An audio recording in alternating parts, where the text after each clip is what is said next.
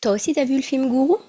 Allez, on va décoder tout ça. À un moment donné, il est convoqué en fait par euh, les autorités françaises. Et lui, il pensait naïvement que c'était pour pouvoir comprendre ce qu'il faisait, alors qu'en fait, c'était pour l'accuser. Ça aussi, hein, manipulation. On ne sait pas trop pourquoi on est convoqué. Du coup, on vient quand même, au lieu de peut-être pas venir. Et là, il va plus rentrer dans les dérives. Quand on est convoqué et qu'on est accusé comme ça, il n'y a pas de, on est dans du jugement. On est dans le fait que le Sénat, son objectif, il est déjà défini à l'avance. Et son objectif, il a été clair. Le message du film, c'est nous, l'État français, on veut protéger, hein, c'est toujours ça, on veut vous protéger contre les dérives sectaires. Et donc, on va utiliser cette justification de protection des citoyens.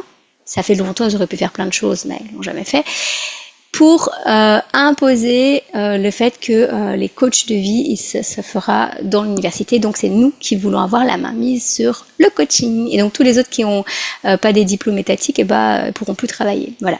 Ça c'est le message. Et je pense que quelque part dans l'inconscient collectif, l'objectif quand on sort un film comme ça peut être aussi de dire bah tiens comment vont réagir les personnes, est-ce que ça va passer, si on voit qu'ils réagissent pas bien on peut relancer quelque chose d'autre, et si on voit qu'il y en a qui réagissent bien ça veut dire qu'on va avoir les citoyens de notre côté.